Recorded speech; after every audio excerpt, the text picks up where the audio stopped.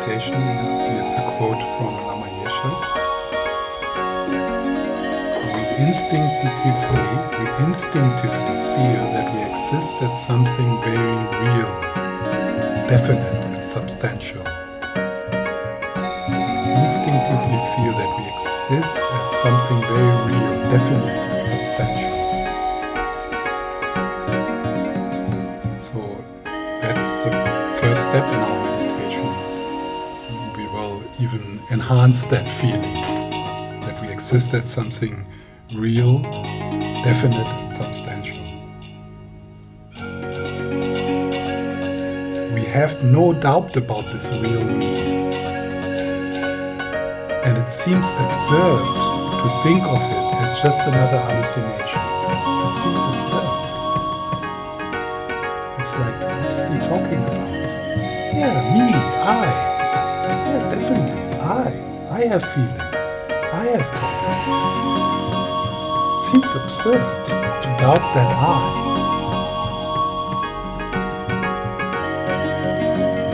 And see it as another hallucination. It seems to be absurd.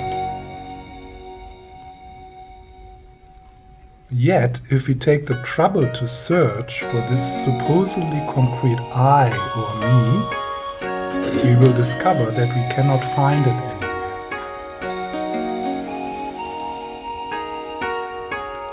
And that's what we will do.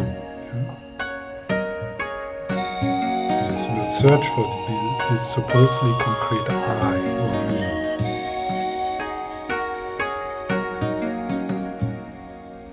So that's the meditation.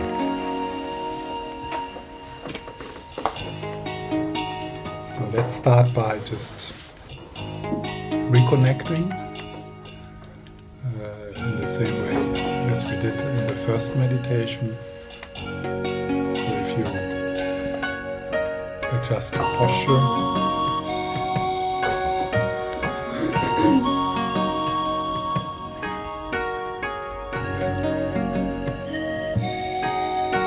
drop with your awareness into the body,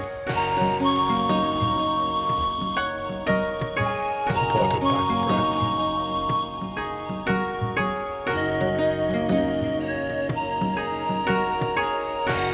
And then with the out breath, as best as you can, let go of some of the unnecessary tension.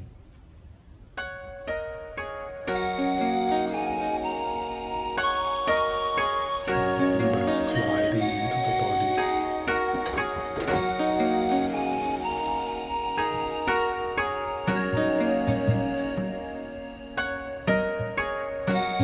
So you'll find a place of rest.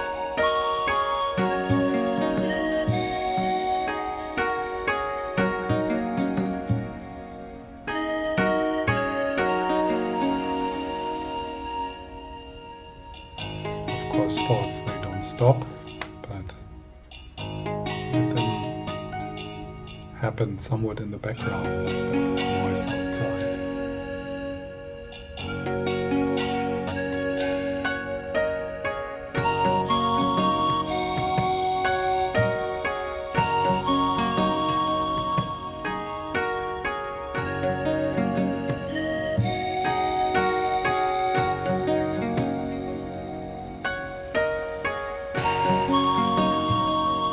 Notice the rising and falling of the belly. Notice sensations in your hands.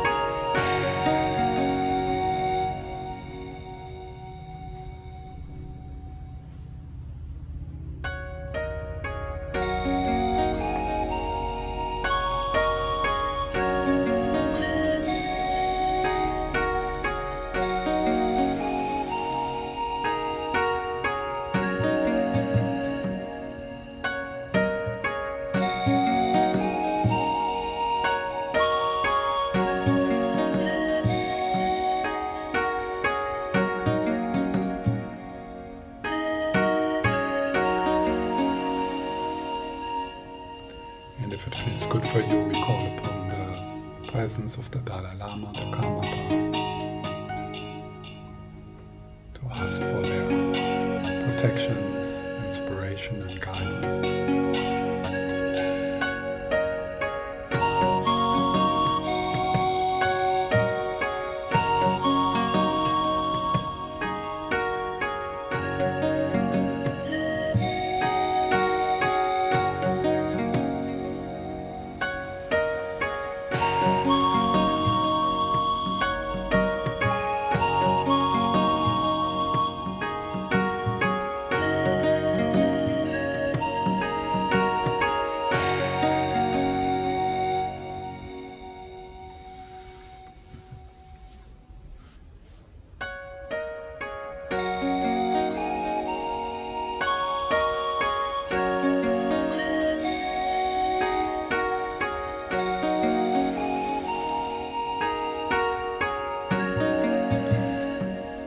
I invite you to go back to a recent situation where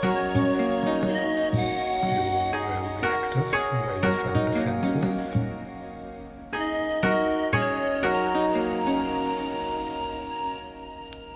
And recall the situation, the person involved, or the situation involved.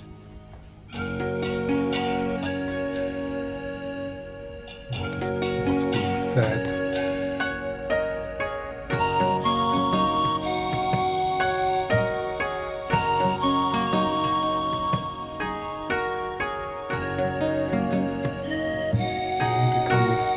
Become aware of that sense of I, of me. I didn't do it. I am right.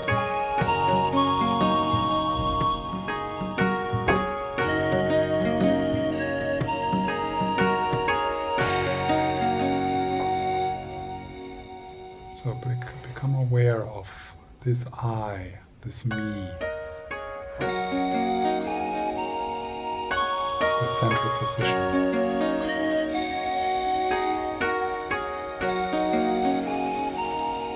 And don't think about it, don't analyze it, just get a sense of.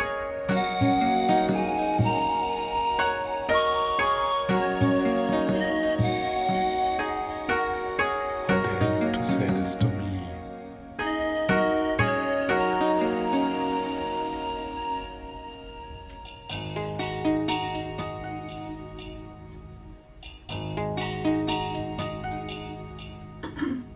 Why did you say this to me? I feel hurt. I feel hurt by it.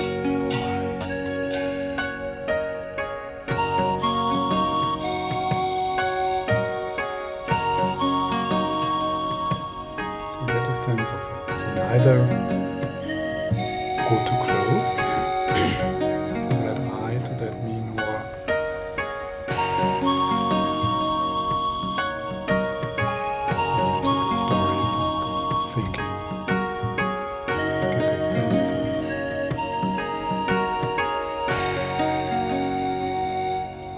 central position, the one who's heard, the one who wants to be right.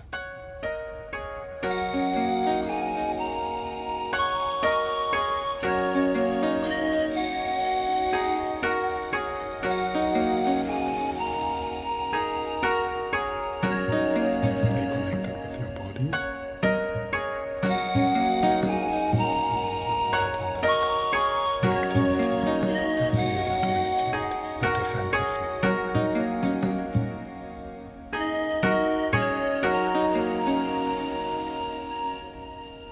As if in the experience, the feelings and the thoughts, as if there is someone having these feelings and thoughts. The central position, the I, the me.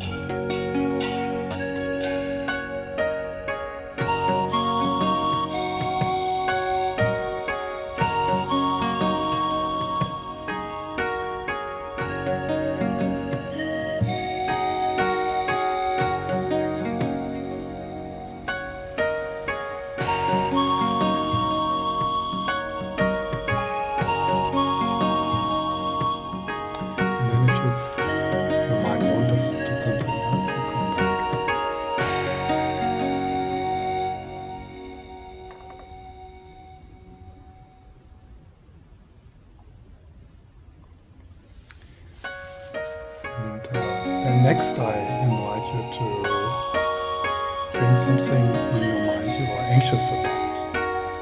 And you bring yourself into a recent situation where you felt that anxiety, maybe about money, about your relationship, about your future, about your job, something you feel anxiety about.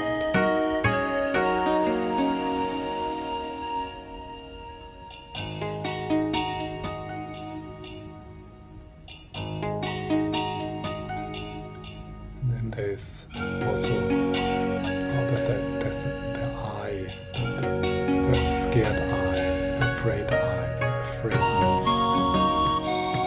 How does it appear to me?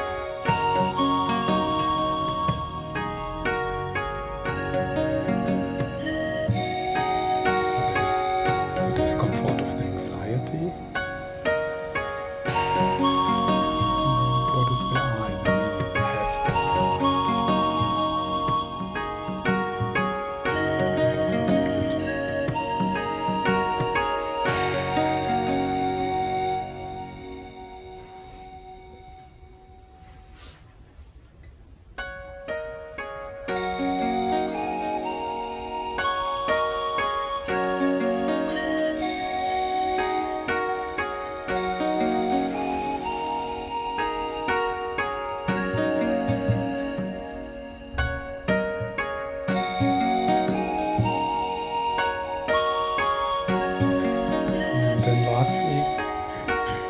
just now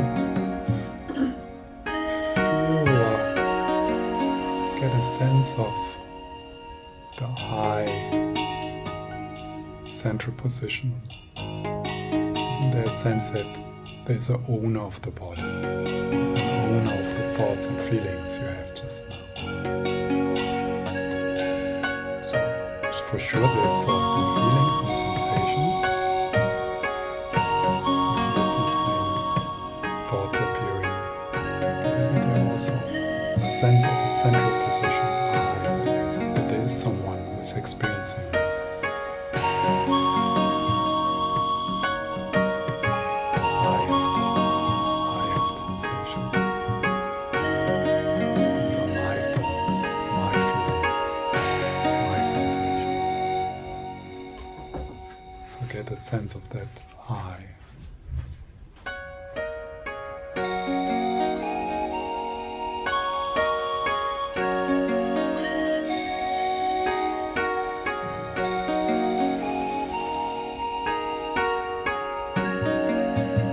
Be that it feels a bit of as if there's like a contraction within the body, like a tension. This is happening to me.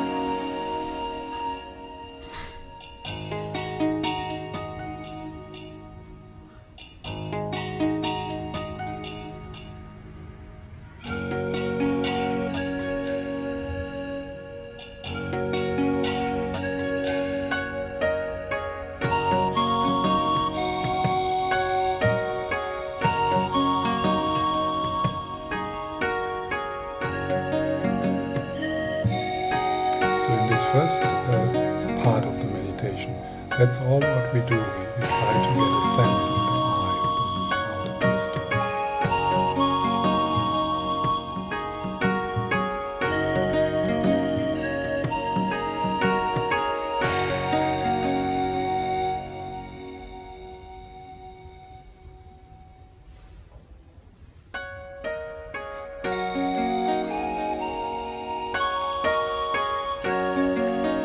Then we move into the second part of the meditation, where then we actually look for that. Look for the central position, and if it exists, it should become more clear. The closer we get, the more we look, the more obvious it should become, if it exists.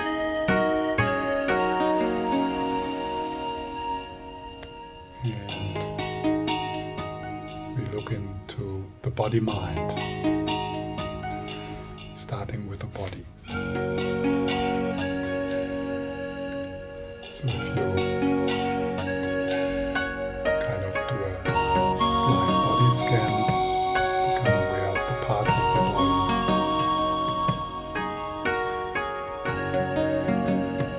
The legs, the feet, the torso.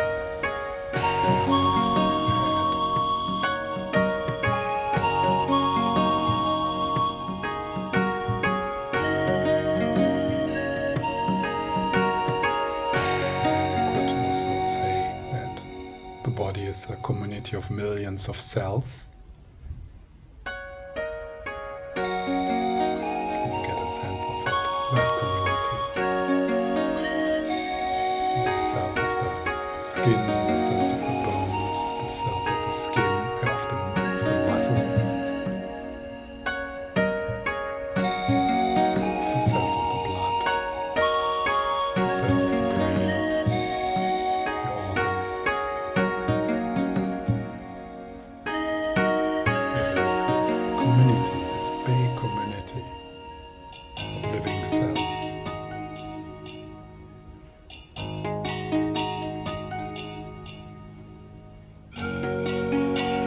one is the central position. Which one is the eye?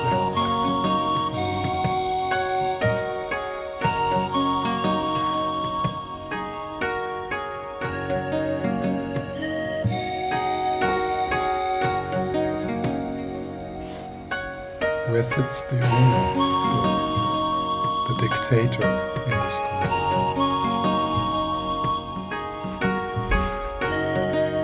The one who makes the decisions.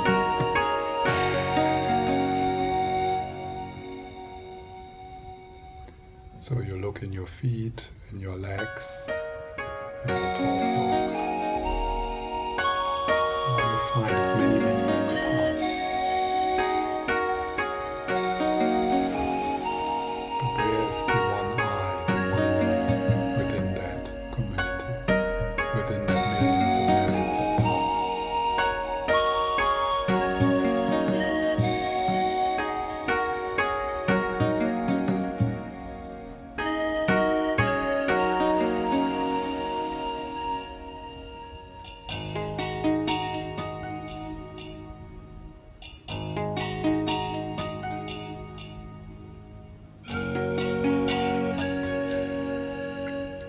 So searching like that within the parts of the body, within the community of cells, this open process,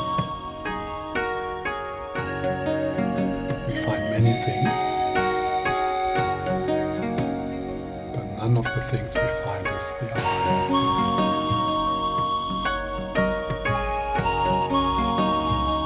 We find the blood moving, the heart pumping, the brain working, digestion happening, breathing happening. So life is happening, the body is alive, and there's many parts working harmoniously together, but there's no central position in this process.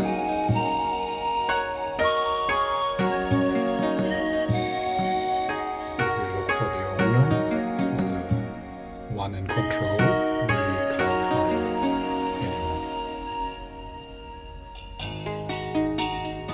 anyone, except the one we make up.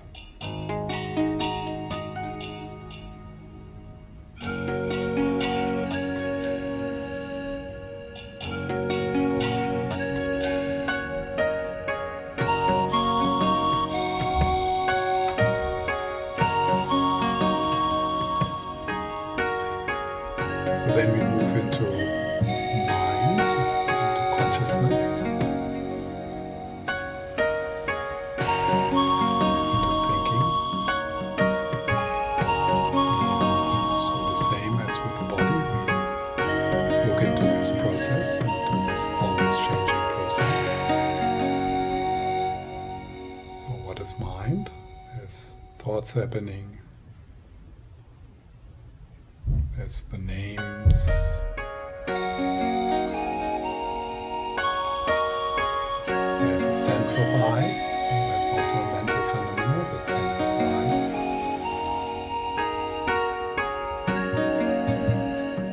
There's 51 mental factors of Buddhist psychology.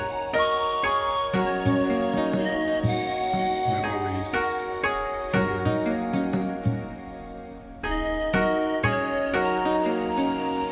feelings.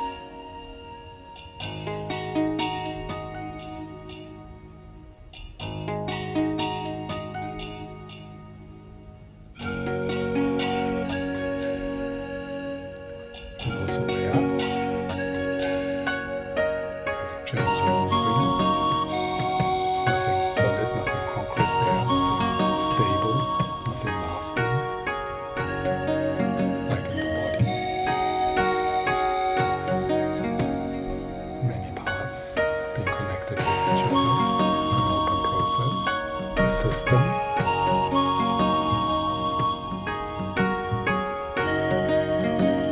But where within that system, this open system, this moving, changing system, like the weather, Where's the I? Which one is the central position? The one you defend.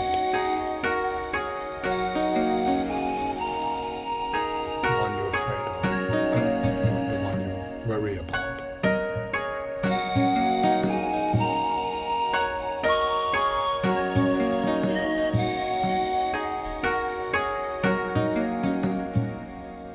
Is it the name? Is it the memories? Is it the feelings? Is it the thoughts?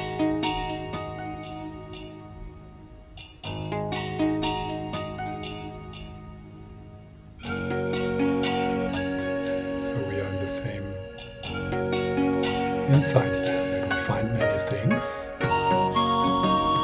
impermanent, non-static, flowing things,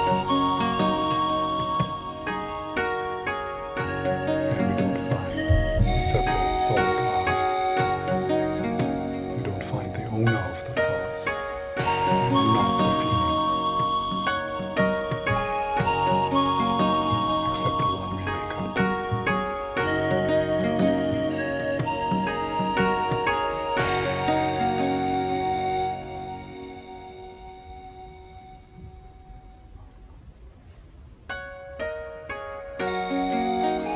So now we are at this point where we have looked into the body and we have looked into the mind for the central position, for the I, for the we, and we have not found it.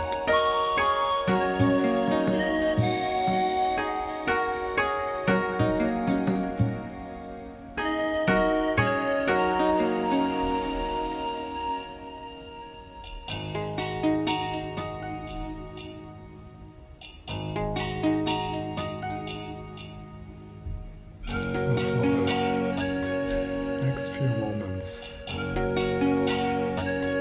imagine how it is to put down the burden, the central position, and the openness, the connectedness.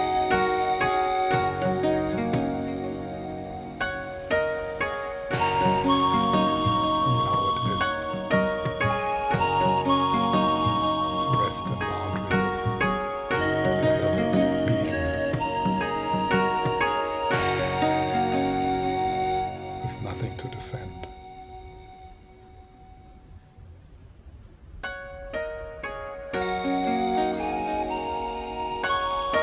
Sounds are happening, feelings are happening, thoughts are happening.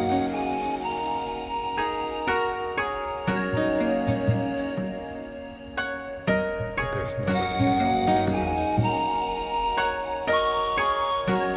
They are not mine, because there's no I.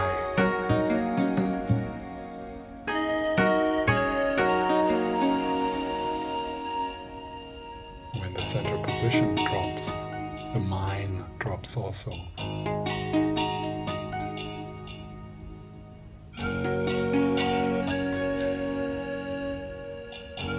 Imagine how it is, feel how it is to put down the burden of defensiveness,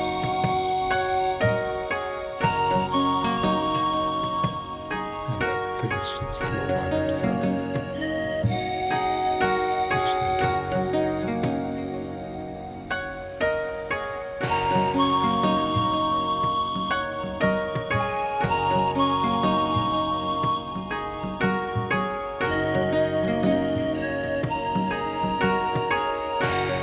This moment is happening just by itself. You can relax.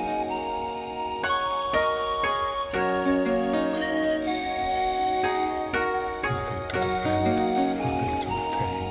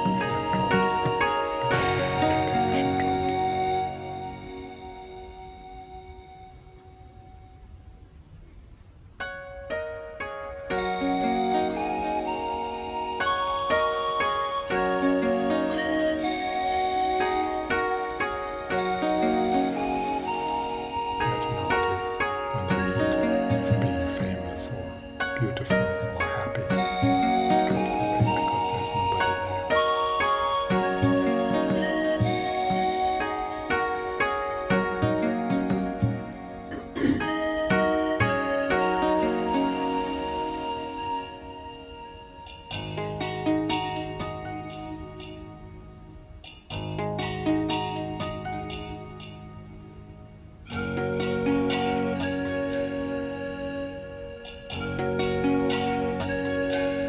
Nothing would change. It's the same feelings, thoughts, sounds, but the stress drops. The defensiveness drops. The what about me drops. What about me drops, dissolves.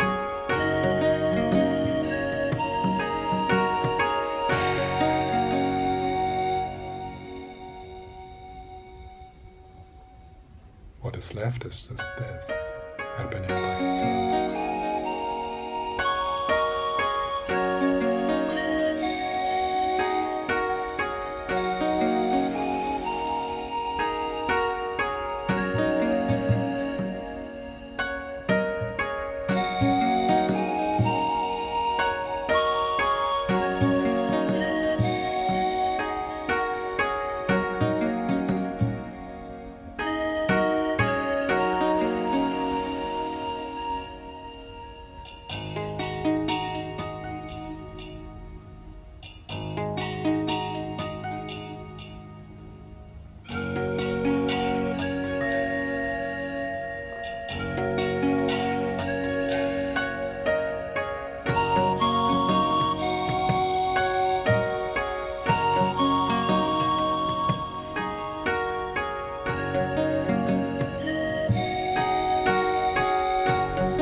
So, how did that go?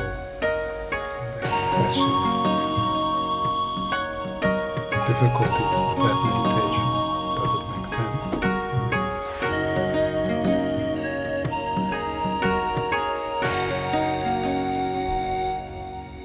Yeah. I got an experience of that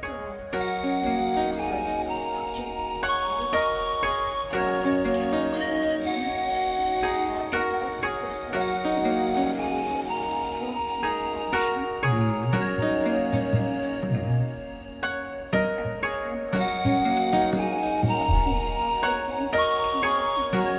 Yeah.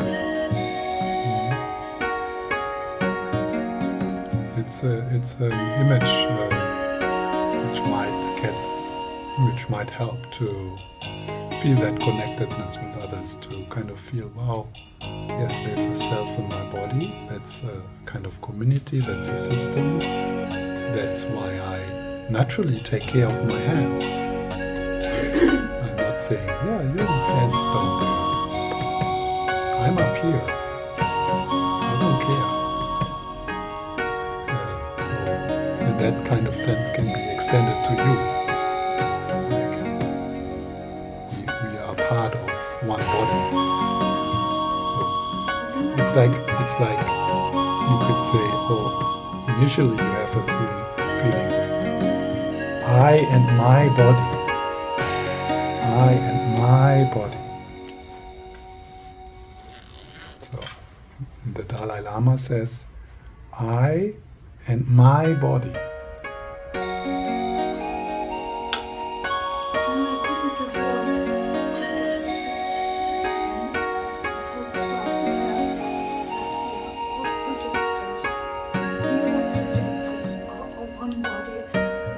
But who is projecting? Huh?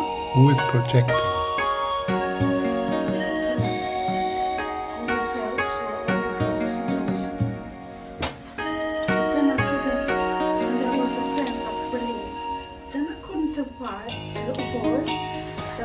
Something bigger that was making us project. There was kind of a double image. I could go on and on. That for instance, if you see yourself in a certain angle in the mirror, it goes on and on and on and on.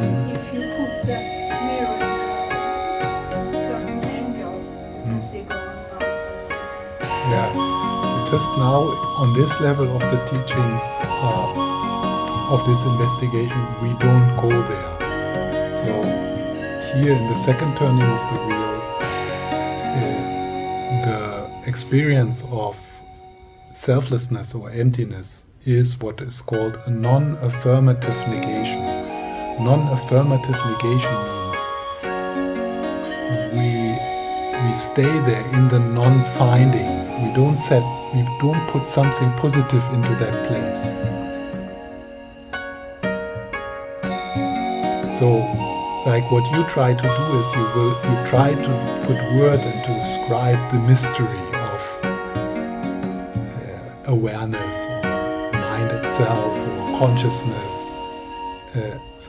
And this is happening in the third turning of the wheel. But in the second turning of the wheel, we stay with the non-finding.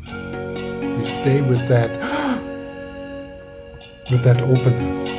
And then we are not like, yeah, but then there seems to be a presence and there seems to be like awareness, and where does the projection come from? We don't go there. We stay in this dramatic moment of not finding something which we so much believed is there.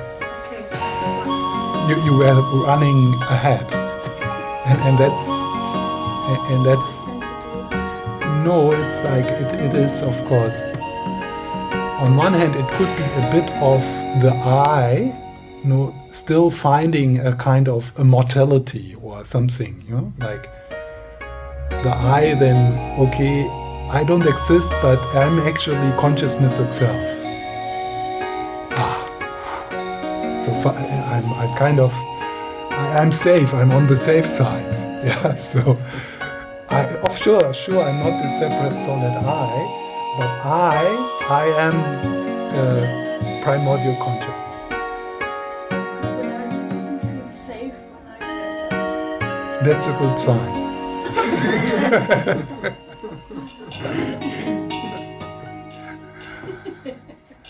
So in the Prajnaparamita Sutras, it says when the Buddha delivered these teachings, some of the monks, they fainted, because they couldn't stand it. It was too much. And that's why he then came with the third turning, kind of assuring, you don't exist, but there is that Buddha nature. When comes to turn out to be to spring? The third turning. No, you said I was in the head. Okay. My thinking. So when comes it actually my turn? I think it sneaks in. I think it sneaks in all the time. What did you say? I think it sneaks in all the time when we explore and when I teach, because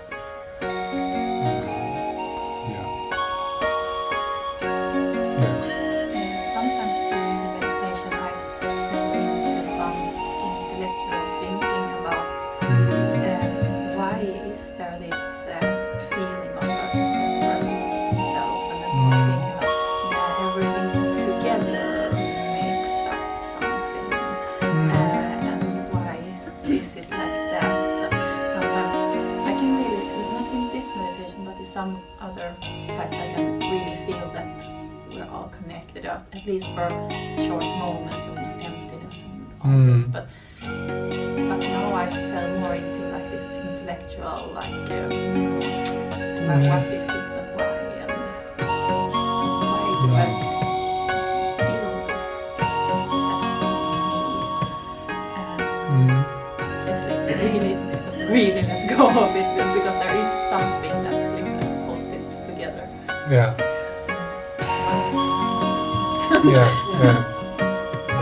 Yes, I think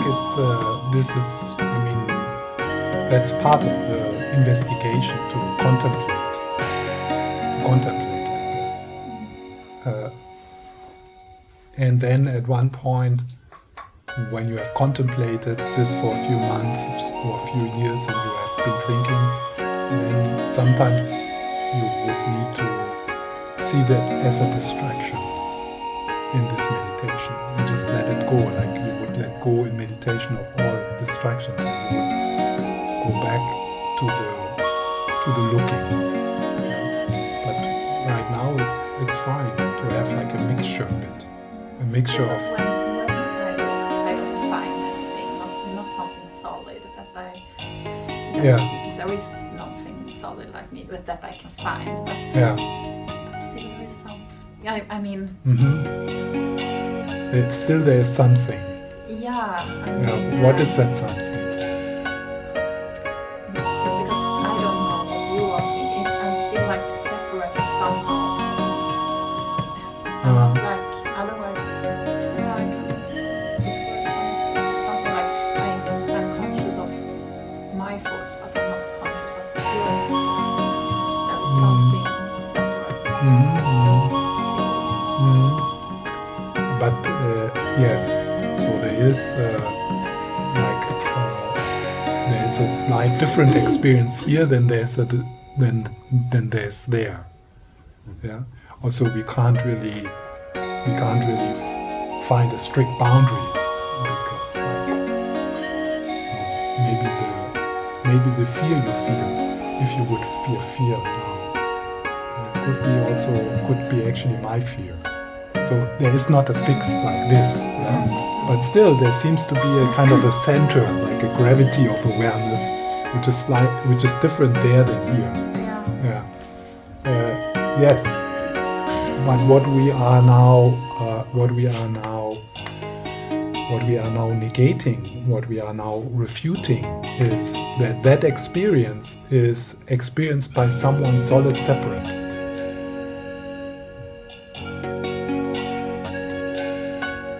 We don't negate that there's different feelings there. There is different feelings there. But what we are investigating into is who is the owner of that different experience. Yes, there is a different experience, but who is owning it?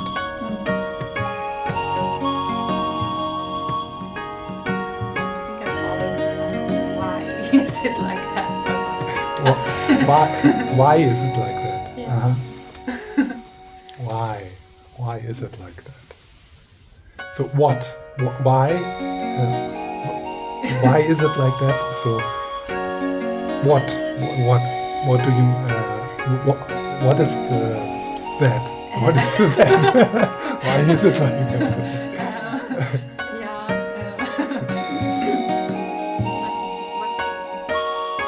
It's difficult. So you could ask, why is it like that I feel separate? What's the purpose of it? Where is it coming from? That would be a question. Yeah. Why?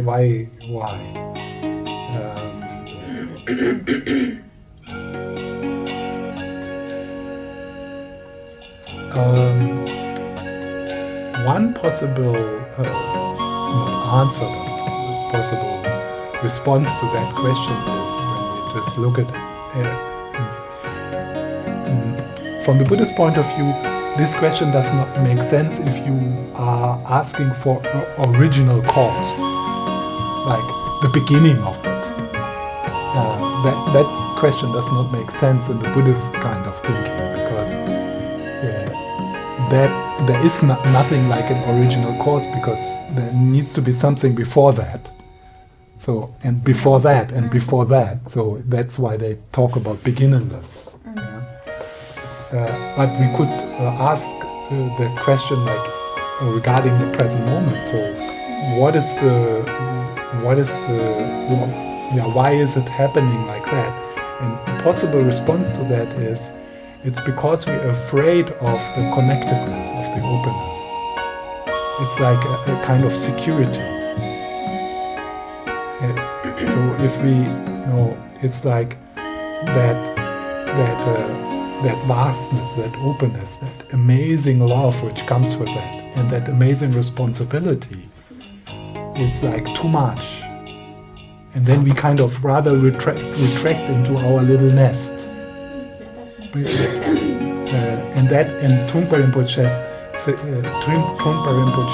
that movement, that contraction is happening in each moment. Like each moment is like I. Because no, not like this. Yeah. and this movement of I is happening since beginningless time. So they don't say there was this original moment where this I first appeared. No, this instinct of I. The cause for that is the instinct just a moment before. So it's born of this habit, which you can't trace back to the first moment when this habit arose. So this contraction of the I in the moment of possibility to be open and connected, that's also exactly what happens at the death process, and it is actually that contraction which then makes the journey continue, the journey within the I. So there's like I, and there's less and less to identify in the death process, because you lose your memories, you lose your purpose, you lose your friends, you lose your name. So it's like, and there's more and more like panic, like but there's nothing to put your foot on, because your conceptual mind loses its capacity to keep things together. So, and then when the final opening is happening, what is called the clear-eyed mind, and then now we move into the third term of the. So what is that opening? But we don't do that. So then, out of habit, there is this contraction again, I, and then we are looking. Oh, there's a womb of a dog, and then we are there.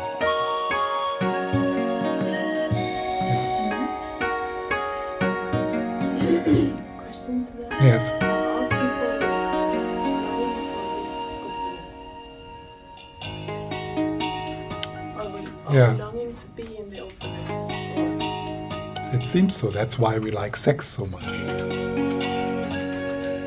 and getting drunk and feeling connected, so we feel comfortable and safe in groups or in families, and so it's like it's so natural that we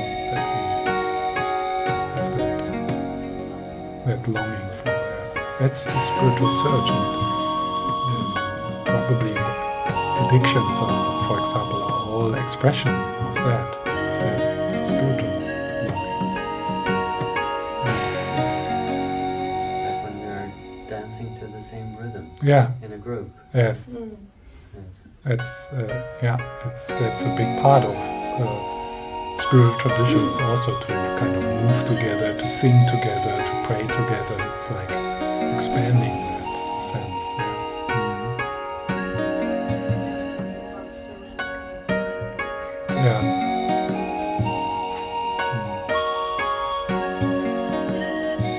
It's so interesting, that paradox of how we're all longing to return to our true home, and yet when we start to relax and start to feel that we're like becoming more aware, then for most people there can arise that sense of fear that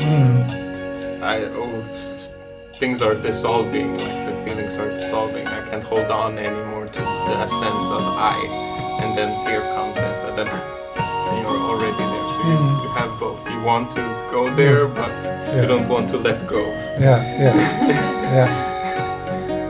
And it's particularly hard, or it's particularly challenging if you stay with the second turning of the wheel, because there, like nothing is, you are really pushed beyond the conceptual mind into the abyss of not knowing, of groundlessness, and that's like dying.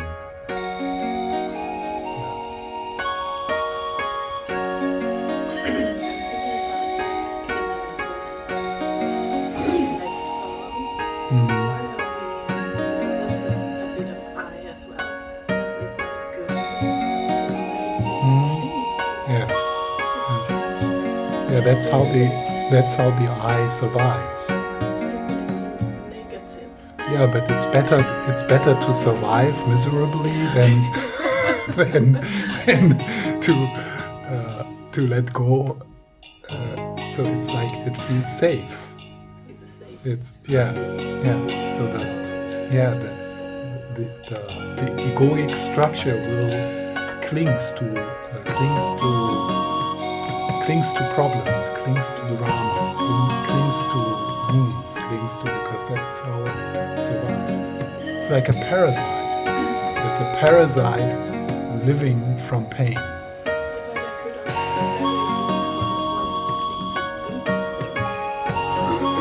Yeah.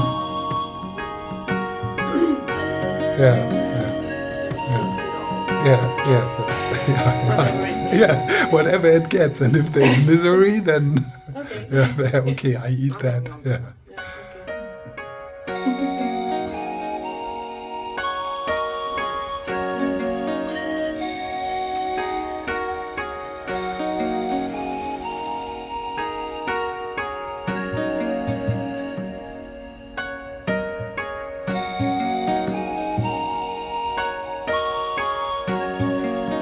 There's one, I told you before, it's a little story about this,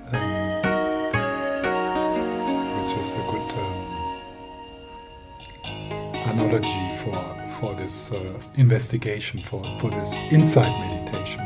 So this is like vipassana, insight meditation, to look into the experience and find that there's nothing solid, nothing concrete there. And that is a story about the teacher Dipa Ma. She was a woman from India who was acknowledged as a liberated being. And in the 80s, Westerners started to attend her teachings. And then she was invited to teach in the United States in the 80s. And on her first trip, when she came to New York, one of her students, Sharon Salzberg, she showed her a bankomat, an automatic teller machine, and like kind of show off the accomplishments of the West. And so she showed that she put in the card, pressed the numbers, and the money came out. And while she was doing it, Dipa Ma, like this tiny Indian woman in a sari, she was looking there. She was standing there and she was looking at it and she said, "Oh, this is so sad, this is so sad." And then Sharon Salzberg asked her, "What is so sad?" And then Dipa Ma said, "Oh, this poor person which is sitting there in this box the whole day without light, and it's so small, and it's getting your card and sending out the money." and Sharon Salzberg says, "No, there is no person in this machine. It's just the process happening." And then Dipa Ma says, this is exactly what the Buddha meant when he was teaching about anatta, about selflessness. So there's a process happening, but there's not an I or a me or a person sitting there behind the process, being in control or being the victim of the process. So what we do in this kind of meditation, in the vipassana meditation, we look into the process, which is sensations, thoughts and feelings. So just exactly what is happening, so that is the process. And we take the screws like this, Let's imagine Sharon Salzberg took her toolbox, like to prove her point, and she started to screw the machine, looking for that, wanting to liberate this person, enlightenment, liberation for this person. So we take the parts, and in this case we take the skin, the blood, the hair. Then there is like a bit, like a hardware. Something where we can put the mind. So we take the parts, and all the time we think oh, there must be a Stefan here, which needs to be liberated. No, the one who is suffering, the one who wants to be enlightened. So we take it apart, and then in the end we have all these parts, so the parts of the bankomat, and there's like, wow, there was never a prisoner. There was nobody in there. There's nobody who needs to get enlightened or needs to be liberated. And that's the enlightenment, that's the liberation. To see there is no person in the machine. There's a process, yes. So there is feelings, thoughts, and sensations. And that's it. It's not very easy to.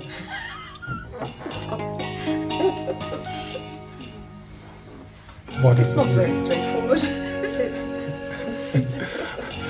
I think it's very straightforward. So let's do it with you. So if you take your hair, Yeah, I can see what you. yeah, Yeah, that thing. It's Yeah. okay. yes, yeah. And then But the core that you're born with something. Maybe introvert or extrovert. yeah, that's we put that into that little Mind heart, box. into the mind box. It's like a heart drop. Yeah? So there's introversion. There's this. There's personality. So there's but which of them is the I?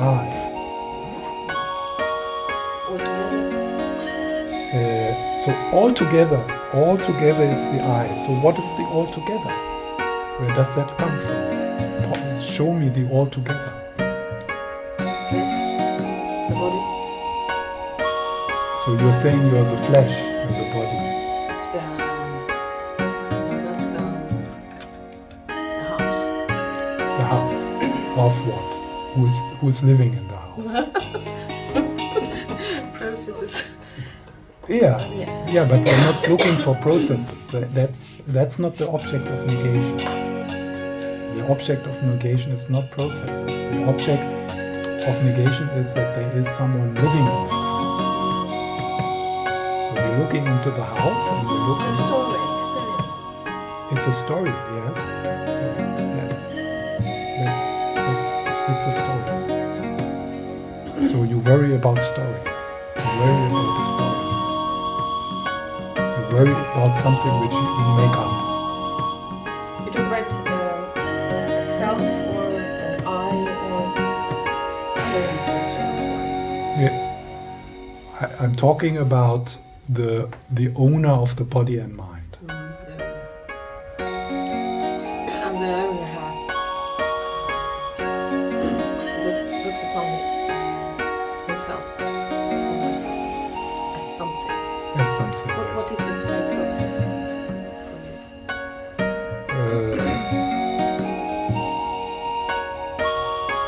Still in the psychosis, there is a sense of I. Yeah, because there's fear, there's a sense of being overwhelmed by the input. You're not. So there is chaos. There is a sense of I. So it could be that psychosis is kind of a spiritual experience while still clinging to the I. Whereas a saint might have a similar experience as a psychotic person, but is completely relaxed and free in it because there is no I to cling to. There is no need to make sense, or there is no need to.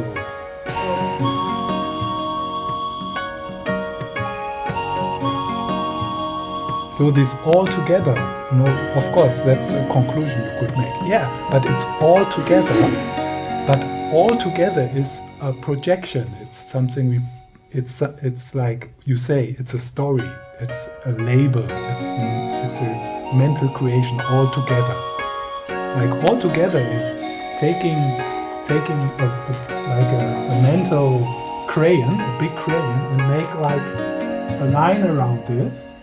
And then call it all together, and that's me.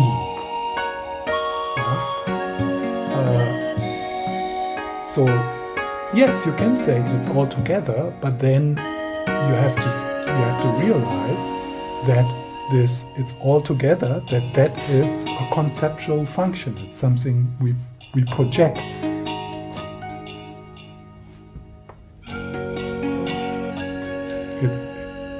It's completely valid to say, yeah, I am all this together. I am this process.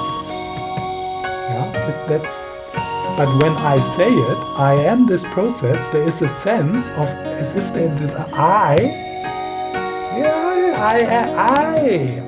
am this process. And it is this I which is being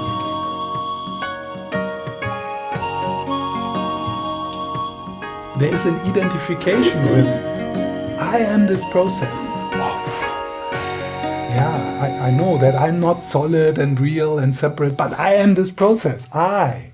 Yeah, so, and it is that I which is being refuted. That I which is the process. It's a simplification of the brain does, I guess, otherwise it would be impossible to. It has a function, yes, and it is like in our development. It's like with 15 months or something like this. It has to happen. That process of creating a sense of separateness, a sense of I. Yes, that's right. So there is like a purpose to it, or a necessary. It's necessary. It's a necessary step in our development. But then we live our life as if it is more than that.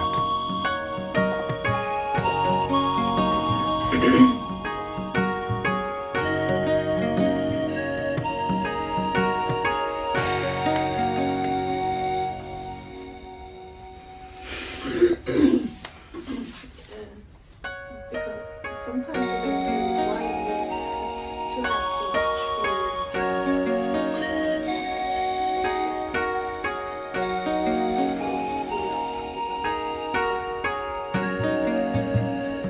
it's got to have a point that we feel something.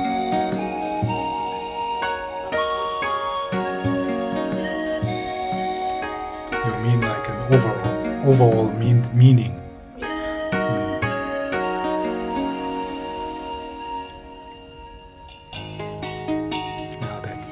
That's not.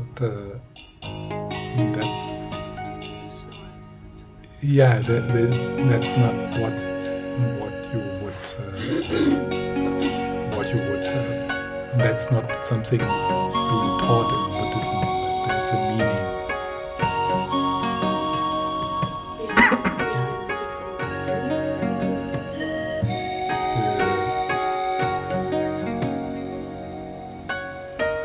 There is no like.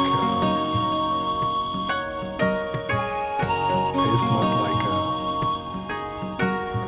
a deeper meaning for it. Why it is happening? It's happening. You have, according to the Buddhist teachings, the experience you have just now, today, all your feelings and thoughts, they are happening because of your karma. That's what.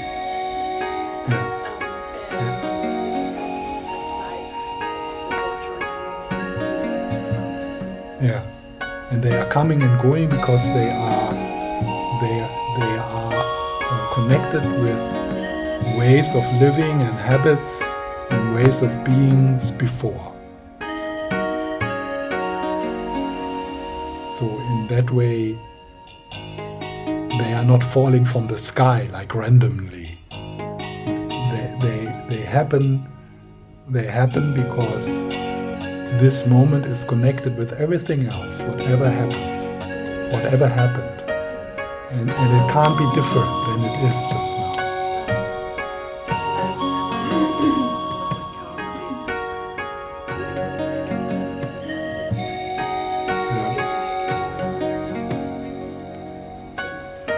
Yeah, so you can kind of, from this point, from these teachings, you can kind of conclude, like, like if you have a lot of, like, you have a recurring challenge in your life, like a physical challenge or a mental challenge, then you kind of can conclude, oh yeah, so this is coming from certain activities and attitudes and experiences in the past. So, like if you want to understand your karmic background, just look at the way your life is just now. And since we are living in Sweden, and with that we are on the, like, I mean, it's like heaven. It's like, I mean, we really got it. I mean, somehow we made it here. It's like,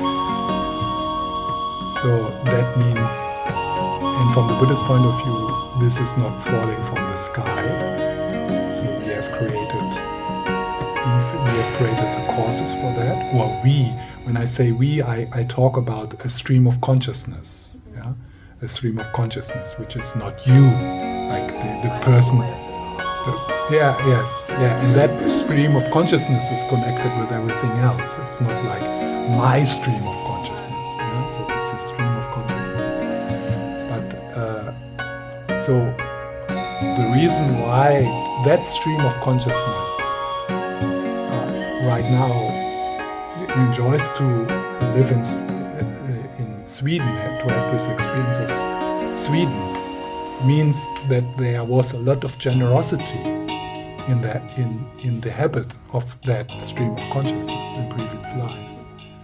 When I say now you, I'm not saying you as a little person we are identified with, but you must have been a very generous person, because it's like you're bombarded by generosity just now. And then of course there's the anxiety, the struggle in this life, and so on and so on, and that also has causes.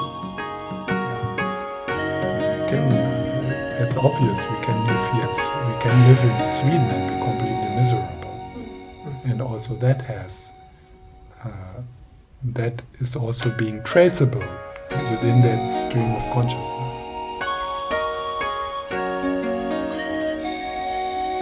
So, but then this stream of consciousness is not owned by a separate solid person.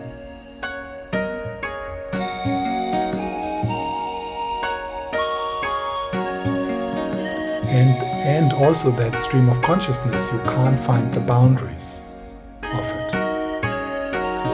So in that way,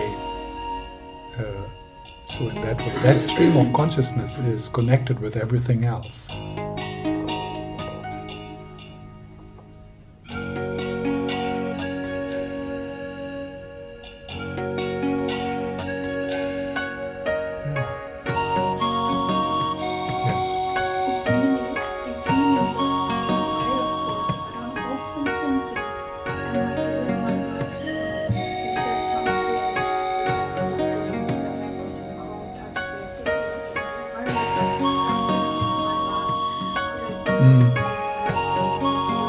So when you say I and me, what are you referring to? Can I do better? Can I do better? So the I, that I, what are you?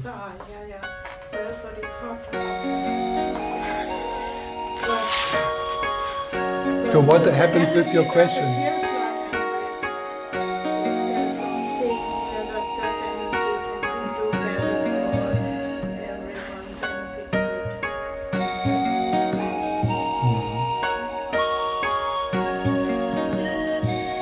Yes, it's a good question. if there is no controller, no owner, what is with free will? What is with making decisions? The way we usually would think about decisions or free will would assume that there is an I which makes these decisions. So if we look for the I as we did now and we don't find an I, then this whole concept of decisions starts to shake, starts to fall apart.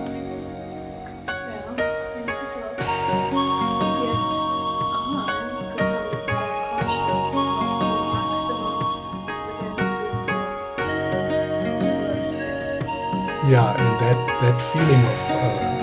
that feeling arising there, that is arising because of interconnectedness, because of your karma.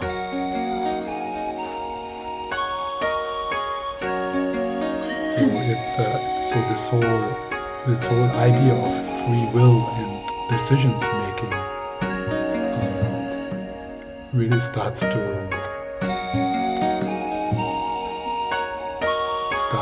shake, and that's and as soon as that starts to shake, there is the I. Hey, no, but I make the decisions. So are you saying that everything is that I can't decide? Yeah, so it's like the I is speaking up, because it's like it really needs to feel. The I needs to feel that I'm in control, that I make the decision, and that I am responsible.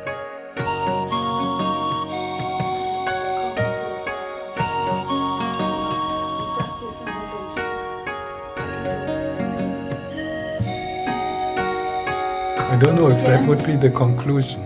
Huh? I don't know if that is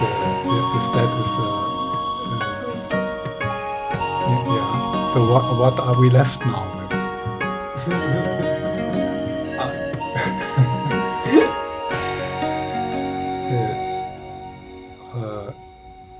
But if there's no free will, Yeah.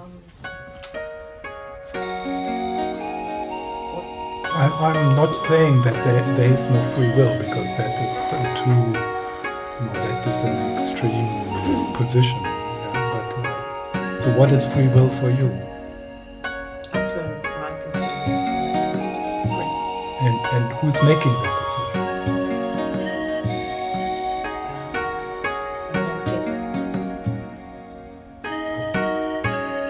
Yeah, and this wanting, where does it come from?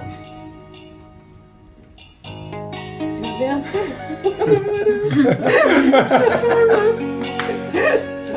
Is it, are you? No. Yes, me. Yeah, but what is that?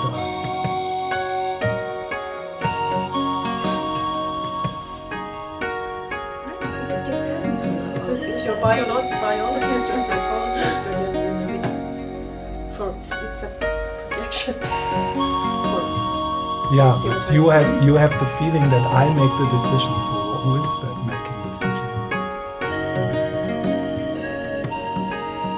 Or is it? We're bounded by the language. We're limited by the language. And Yeah, we but say I'm yeah. yeah. So you say I, me. So that's language. That's a word. But what are you referring to? The flesh. The flesh makes a difference. Wow. this. So Or do you think is it? Or is it that decisions just appear? That thoughts just appear, and then the thoughts appear, and then we make the conclusion. There's a thought. There must be an I. It's my thought. So there is a decision. It depends on from which angle you see it. If you see the brain, synapses, and so on, that's very physical and materialistic explanation. So let's say. One of many. So there's synapses, brain, and a decision appears. So who makes the decision? Experiences. So then there is nobody. Then there is no free decision. Well, then, why talk about karma if we're deciding to Yeah, for but the next. but we are not going there now. We are just staying in this. In this. Yes, okay. That's fine. So, when a decision appears,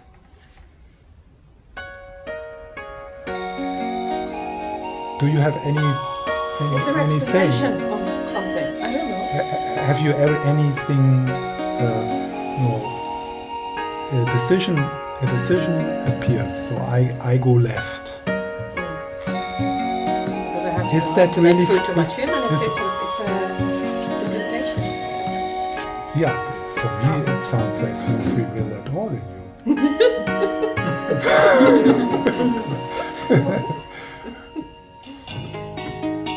It sounds that you feel that you are bound by maybe the brain and the children Yes. and habits, and so where's the free decision there? I have to say it's the survival because if I don't turn right and take the bicycle out in front of a car, so of course it's my survival instinct that's there. But is that free decision? Like if you now make a quick movement and I do like this is not free decision. Because maybe you think that I will attack you. So Yeah, but this is not free decision. Definitely. For me, it does not feel like free decision at all. If I would have free decision in that moment, I would stay seated. I would decide to stay seated. then you have trust that I won't attack you. Yeah, but that would be my decision.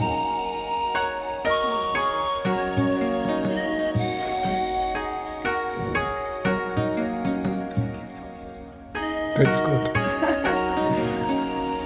Even if you like put an example in front of other person, like this is something you like, this is ice cream, and this is something you don't like, this is like shit or something like that. So I know you're going to pick the ice cream because that is what you want. And you can still say, no, just to show you that I make the free will, like I'll pick the shit just because, like a reverse psychology. But still in that case, it was the process of being defiant, of proving the other one wrong that brought that decision to you, not free will. Yeah. So in a sense, like I've never, in my own experience, found a free will. But obviously, there is choices, there is intention, there is all these things. So, but still, all choices in me, in myself, are affected or Are influenced dependent by arising. so yes, Yeah, are so dependent many arising. things.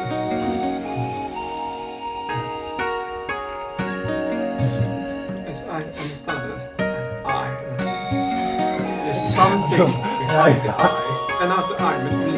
Something behind me. That's me. And that's this not. It's the projection. Yeah. That's the projection I have to see. Because the I are emotion, I am flesh, I am consciousness and all that. But something behind that Yeah. is something that can't say. It doesn't have words. Yeah. I can't put a word. Then you go into the third turning of the wheel. Yeah, no, that's fine. I mean, it's not bad. It's not bad. Don't get No, but that's so that's investigating into the nature of mind, into the nature of consciousness, into the nature of awareness. For the longest time, when I explored these teachings and the purely emptiness teachings, I thought that okay, because there is no I, and like I get it logically, and then I need to enforce that into my experience. I need to feel there is no I, because if I feel there is an I, then oh no, I'm still confused, I'm not enlightened. So my hope and idea was that when there is no sense of separation, then I am enlightened. And so really trying to like convince myself that even though it feels like I am here, no, this is not real, and there was this relief, but that feeling is like, even if it comes and goes and changes, and I don't think I will ever be free from this sense of I. So it wasn't until the tantric teachings where I found the relief in the feeling and the sense of I is necessary, but you should have a good sense of I, a healthy sense of I, instead, not try to not feel anything, not feel I. Because as soon as there is a feeling, a sensation, there can also come a sense of I, a small contraction. And if I make that into a big of a deal, the I being refuted is not this sense of I. The I being refuted is the I where you have like the I who is trying to get enlightened. The I who is that's the I which is being refuted.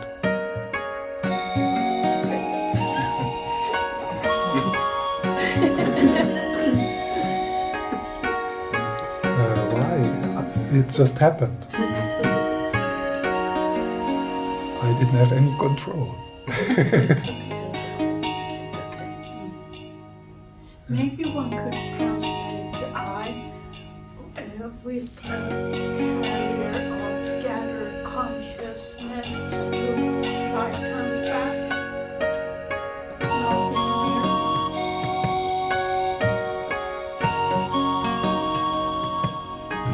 Gathered consciousness.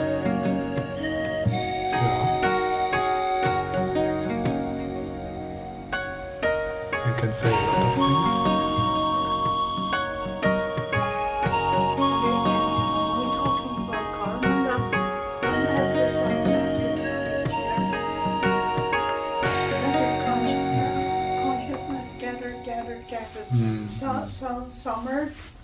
Summary here now. So now you told a wonderful story. So what happens if we write this story on a piece of paper, put it together and burn it?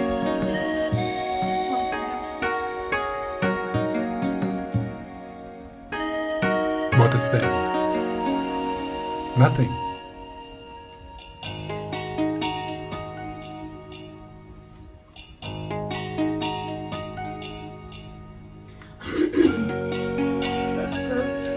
There's nothing? Like, what do you mean with nothing?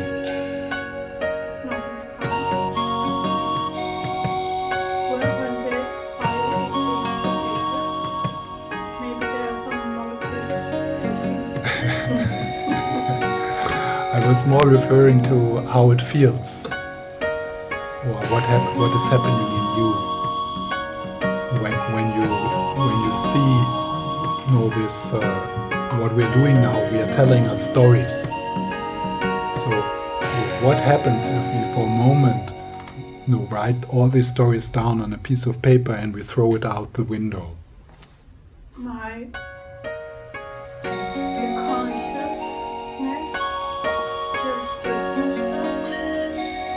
And how does that feel?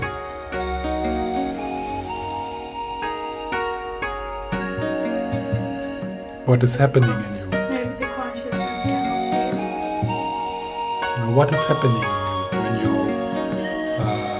write these stories we have been telling ourselves now? When you write them onto a paper and you throw them out of the window?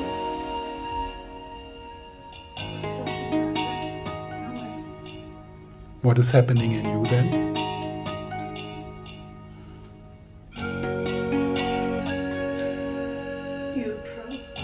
Neutral. That was Yeah. how many that could be. Yeah, neutral is quite good often. I don't need to hold on to these concepts that I express now. It could be one of many facets. Yes. But is the consciousness broken?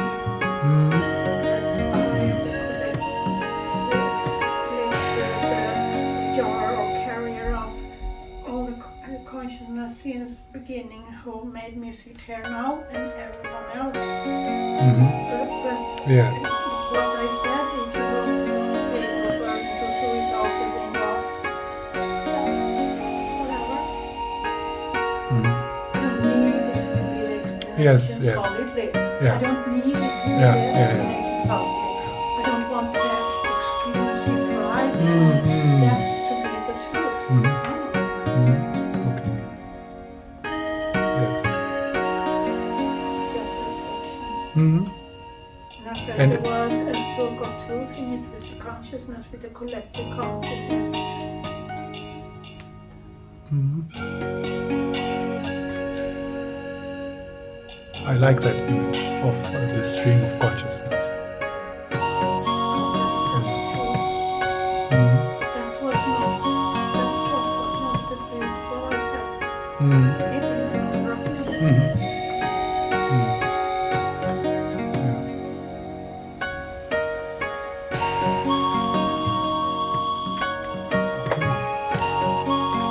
Time is up. Let's sit quietly for a few minutes. Slide out of the day.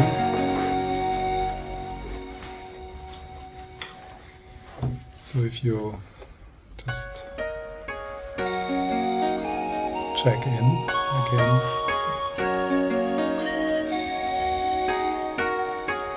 Where are you now?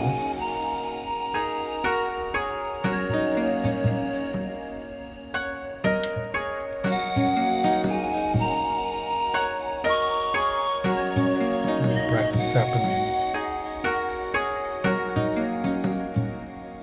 And sounds are happening.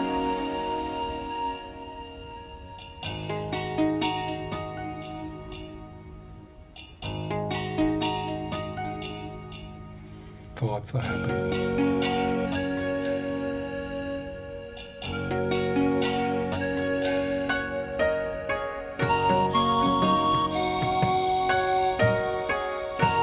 And you have a certain mood just now.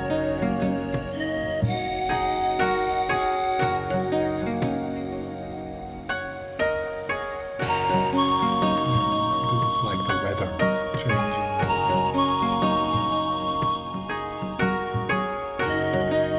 It's a display of your calm.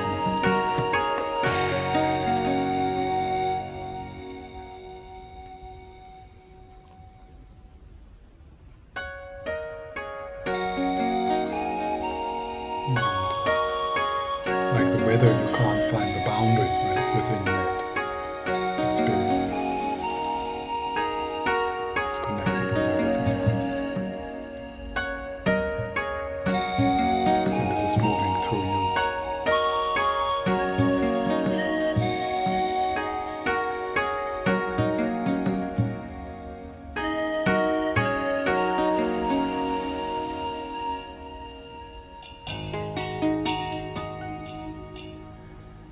It's a unique moment in your life.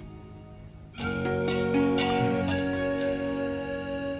it will never happen again.